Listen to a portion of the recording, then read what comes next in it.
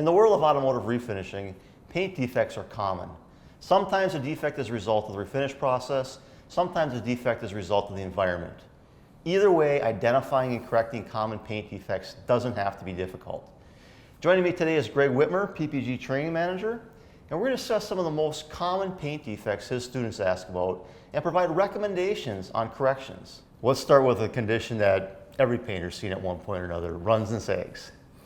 Okay, Jason, runs and sags are a very common problem in a shop. Been around for a long time, especially if the painter is getting used to new equipment or a new product, or there's a change in the weather or something like that.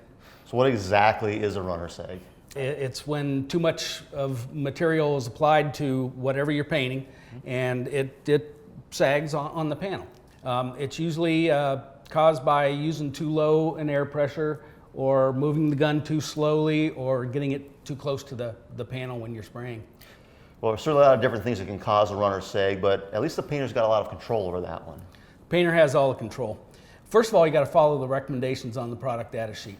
That tells you about the air pressure, the distance from the panel, all of those things that he or she does have control over, so that they can avoid a run. So what tips would you have for a refinish technician on how to avoid runs and sags?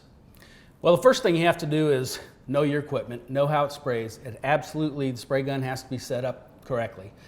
All that is on the product data sheets, including the air pressure that you're supposed to use, how close to the panel you're supposed to be. Runs and sags are all caused by putting too much material on the panel. So if you're too close, there's going to be too much material. So follow those recommendations and you should be fine. So good technique, following the instructions on it, perfect.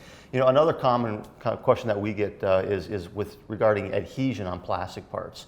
What are some tips that you would offer on better adhesion for plastics? That's a big one, Jason. Very common problem.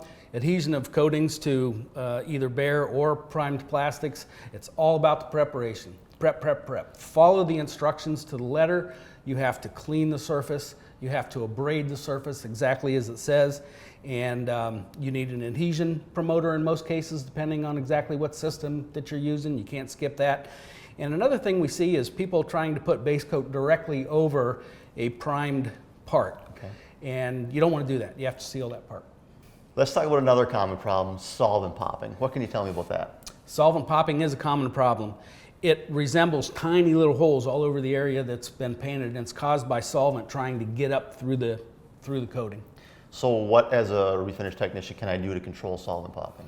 Well, like we say, always refer to the product data sheets. That's very important because that'll tell you the right solvent to use, the right hardener to use, the right air pressure for the temperature that's going on. Because usually solvent popping is caused by somebody being in too much of a hurry.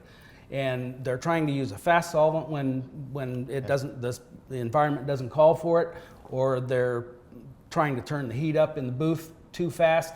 That skins the coating over, and then the solvent can't get out. So I think we've got time for one more defect.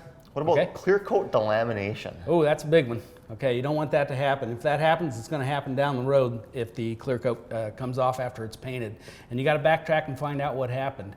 It could be caused by improper mixing of any of the products, the base coat or the clear coat. It could be caused by excessive film build of the base coat, or not enough dry time before you apply the clear coat, things like that. So what would I do to prevent that? Follow the instructions. Okay. You got to have a proper gun setup from the very beginning. You don't want to put too much material on, and that can cause a problem. So refer to the product information sheet. It's got all the information you need for the gun setups, the mixing recommendations, the right solvents and hardeners for the temperature, and that should help. Okay. All right, well, those are some great tips. So in addition to good technique and following the product sheets, product instructions, where can I look for more information on paint defect correction? Well, I would recommend going to the Refinish training website.